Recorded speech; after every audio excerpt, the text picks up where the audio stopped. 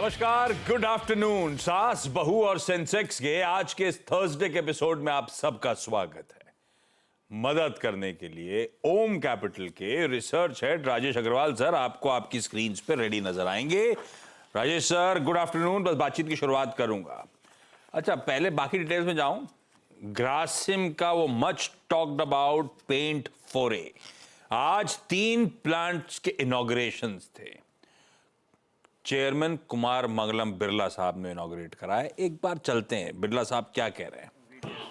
In-house itself. This includes emulsions for water-based paints and resins for both solvent-based and wood finish paints.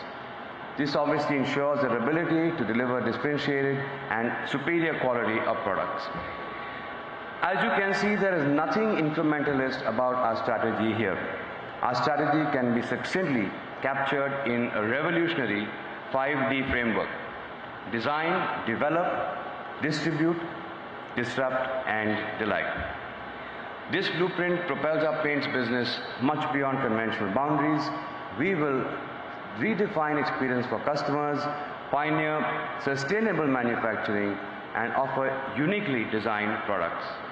Our model will disrupt traditional partnerships, fostering a far more collaborative ecosystem, and our distribution strategy will ensure our innovative products reach every corner of the country with efficiency, setting a new benchmark in the paints industry.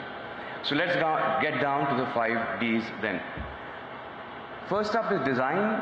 In a departure from the traditional incremental approach to paint launches, Birla Opus is set to redefine industry norms by unveiling its complete spectrum of offerings right from the very start. Our portfolio, comprising over 145 products across 6 distinct categories, encompasses a very comprehensive range of interior and exterior water-based paints. It also includes enamel paints, wood finishes. ये है Birla opus brand का नाम। आज से commission, हालांकि पूरा paint sector आज बाजार ही गिरा हुआ है, तो ये कहना गलत हो जाए कॉम्पिटिटिव इंटेंसिटी का डर, लेकिन थोड़ा बहुत तो डर उसका सता ही रहा था। एशियन पेंट का थोड़ा लंबा चार्ट खोल के रख देंगे डॉक्टर साहब स्क्रीन पे। आज भी 1.25% दबाव में, बर्जर कमजोर, हल्की कमजोरी, कांसाई हल्की कमजोरी, इंडिगो पेंट्स, एक्जो नोबल है तो पूरा सेक्टर ही लाल में, इवन ग्रासिम इंक्लूडेड लाल में ट्रेड कर रहा है।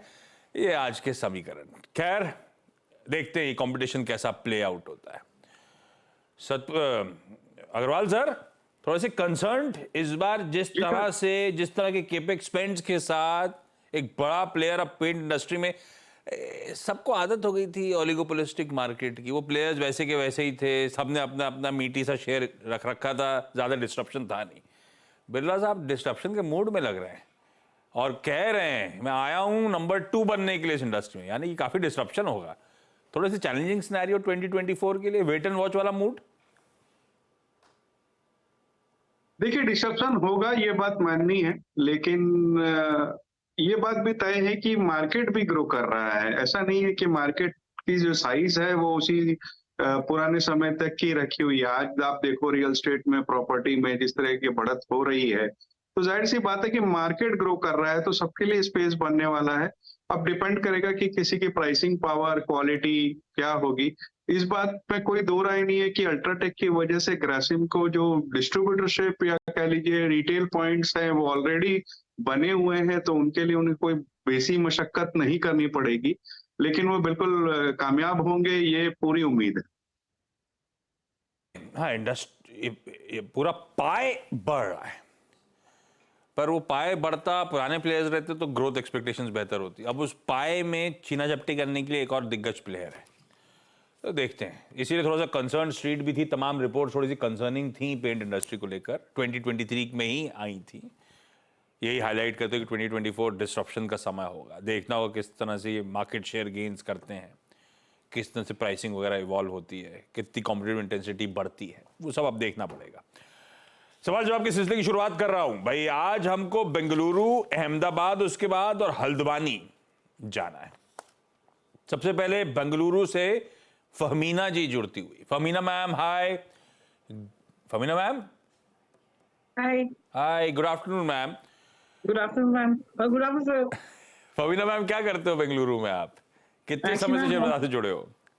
मैम सर मैं एक्चुअली 4 to 5 months हुए हैं अभी ज्वाइन करे हुए और मेरी शादी बैंगलोर में हो गई है।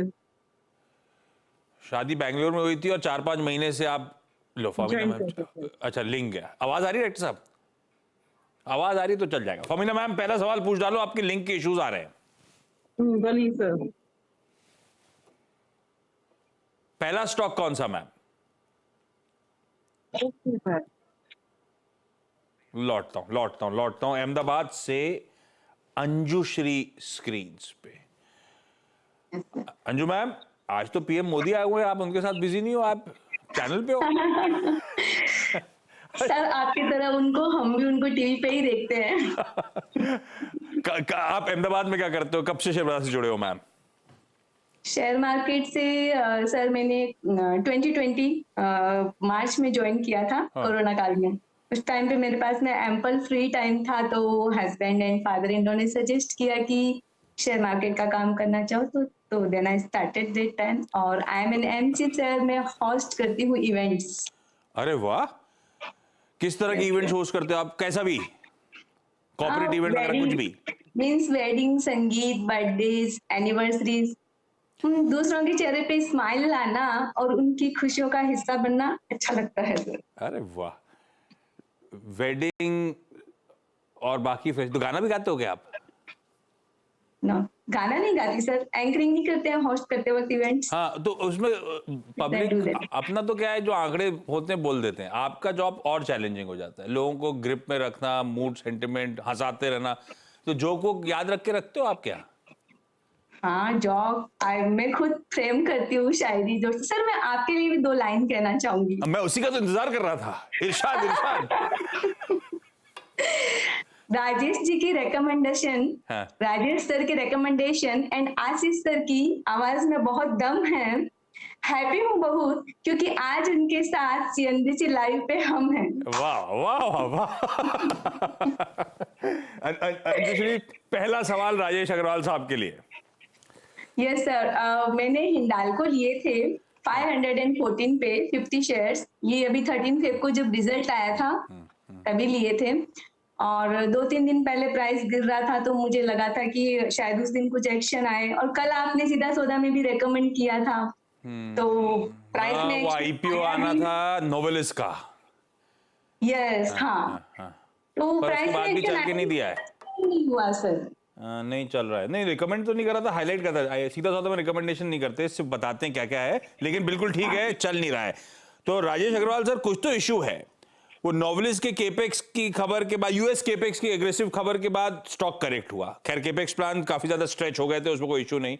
पर ब्रोकरेजेस कह रही थी जो केपेक्स कर रहे हैं बड़ा फ्रूटफुल, बहुत अच्छा केपेक्स है इनके लिए।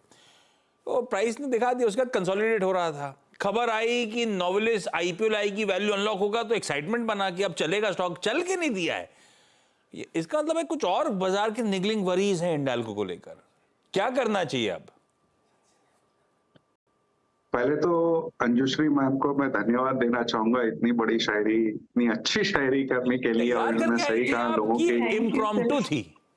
लोगों के चेहरे पे मुस्कुराहट लाती हैं। वाकई आपने मुस्कुराहट लाई ही दी।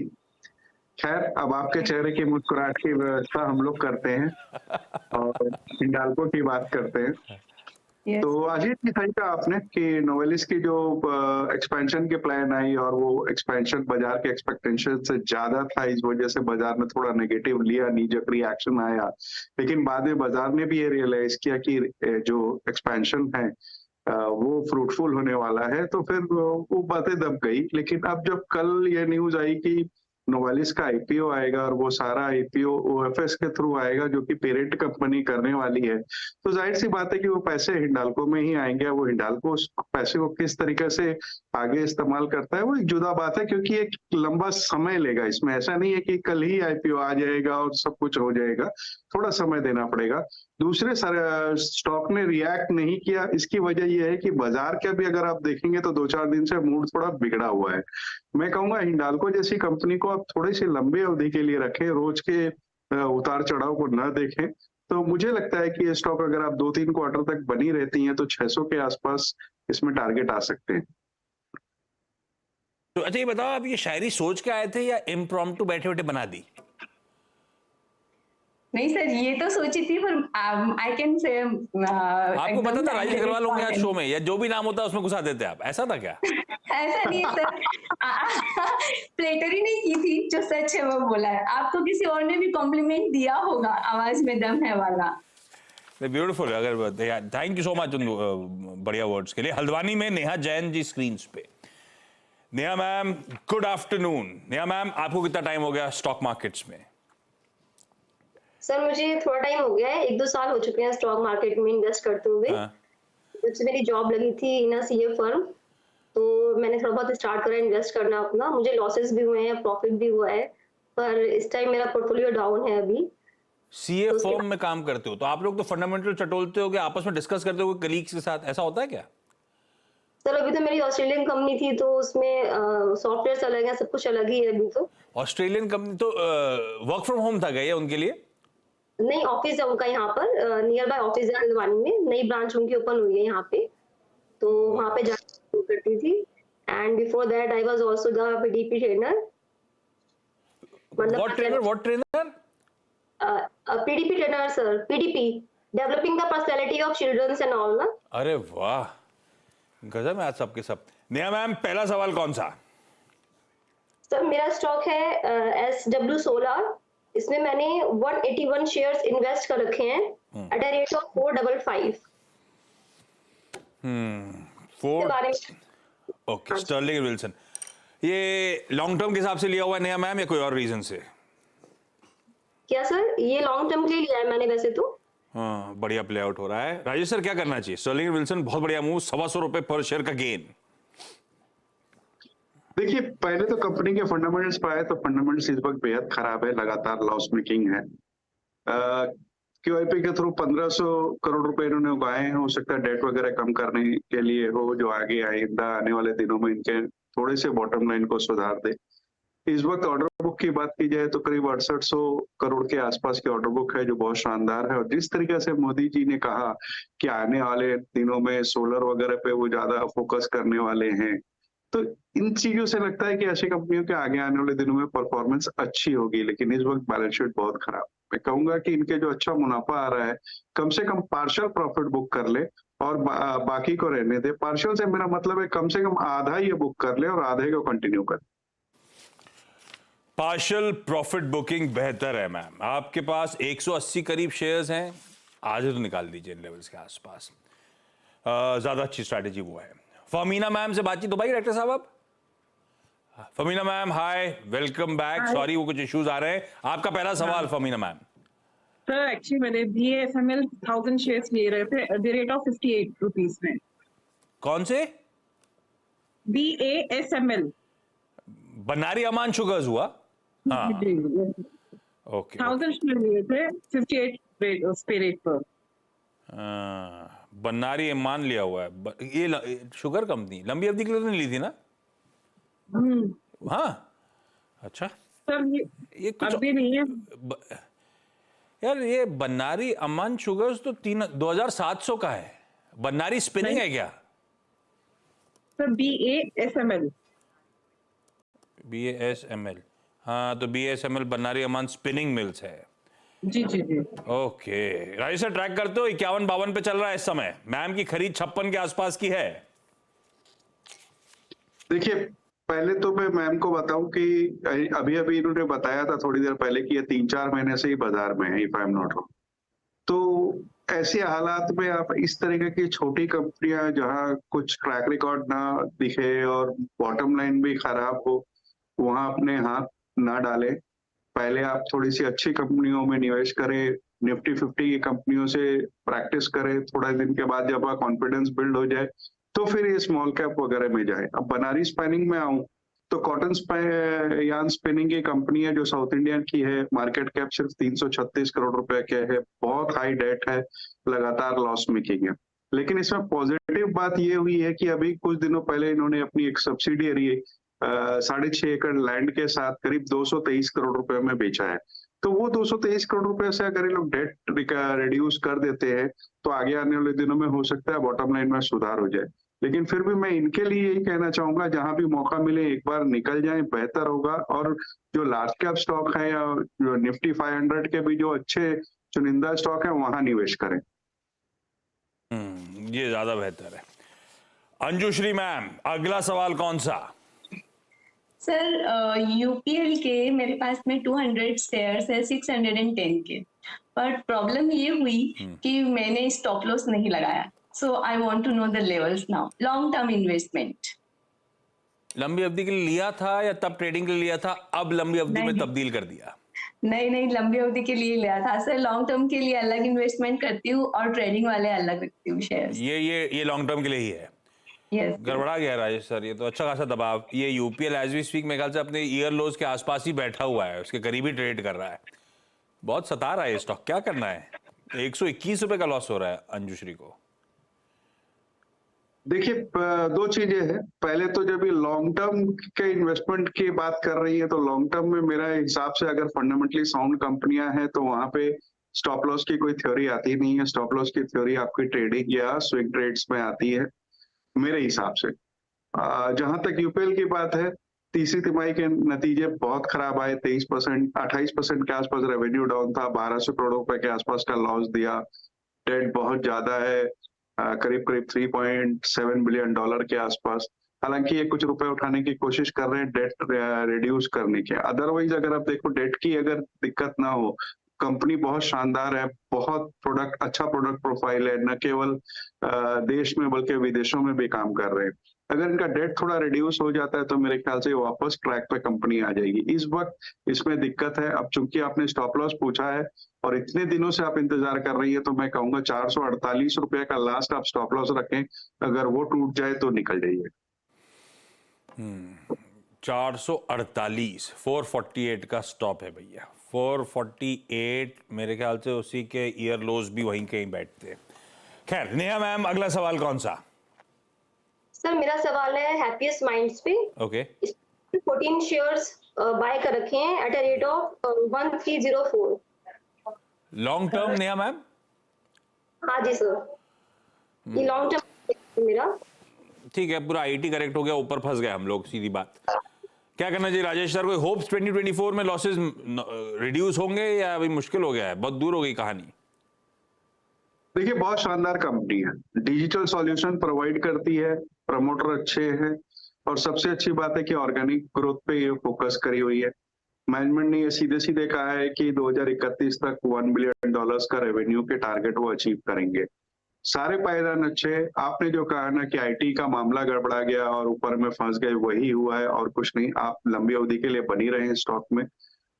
इन भाव में मुझे लगता है कि सारे नेगेटिव्स ऑलरेडी डिस्काउंटेड है।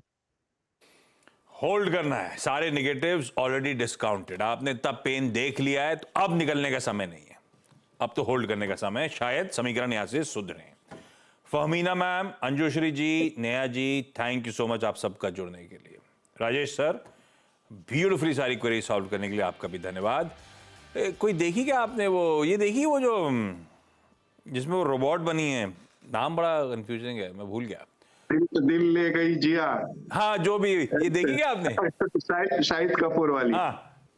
नहीं, अच्छी बनी है और मैंने उसके साथ फाइटर भी देखी। हाँ। ये दो देखी मैंने इस वीक में। तो इसी वीक निपटाई दोनों? हाँ, इस वीक में निपटाई मैंने। तो एवरेज कह सकते हैं, ना तो बहुत अच्छी ना बहुत खराब, पर वो पैसा वसूल टाइप है। मैंने भी दोनों देख रखी हैं। हाँ बस वही पैसा वसूल है, अच्छा, दोनों एक्टिंग भी अच्छी है लड़की की। अच्छा, दूसरा वो फाइटर बहुत अच्छी मूवी है। वो आखिरी का आधा घंटा सब गड़बड़ा दिया उन्होंने, टिपिकल बॉलीवुडिया कर दिया, नहीं तो अच्छी चल रही थी। वही बात है कि उस चक्कर में वो थोड़ा गड़बड़ी हो गई। पर ज्यादा अफसोस नहीं है। कल ध्यान रखिएगा, सिनेमा डे है। पीवीआर आइनॉक्स 99 रुपए में टिकट दे रहा है एंड आई एम श्योर 99 में तो दोनों सही लगेंगी, है ना राजेश सर? तब नुकसान नहीं लगेगा। बट हमारे लिए नहीं हो सकता ना, हमारे तो फिर कमाई का अड्डा में हाजिरी भरनी है। नहीं, आपने लेनी है, अपन ने तो देख लिया, फिर से क्या देखेंगे? जिन्होंने नहीं देखी उनके लिए कह रहा हूँ 99 रुपीज में कल ऑफर है भाई। वेबसाइट पे लॉगिन करो और अपना टिकट बुक कर सकते हो आप। ब्रेक ले रहा हूँ Rajesh sir, thank you so much. Quick छोटा सा ब्रेक के उस पार क्विक मार्केट चेक।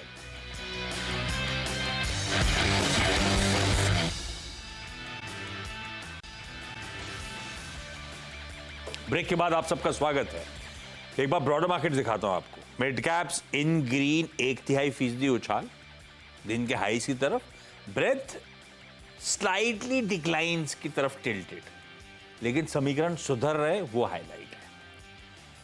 खैर बाजार थोड़ा सा गड़बड़ाता है तो हम सबको थोड़ी धक धक बढ़ जाती है। ऐसे में कोई एक्सपर्ट एडवाइस दे दे अपने स्टॉक्स पे, अपने पोर्टफोलियो पे, तो भरोसा बढ़ने लगता है। तो जाइए जरा प्लेट है क्या बस आपसे कुछ ही देर बाद आवाज़ के सारे सोशल मीडिया प्लेटफॉर्म्स पे, यूट्यूब, फेसबुक, ट्विटर और इंस्टाग्राम पे गावा सर के साथ लेकर आऊँगा चाचा भतीजा और निफ्टी। तो बस ये शो ख़त्म कर रहा हूँ, ऊपर जा रहा हूँ, ऊपर मतलब ऊपर की फ्लोर पे, और चाचा भतीजा निफ्टी की शुरुआत करेंगे। नमस्कार।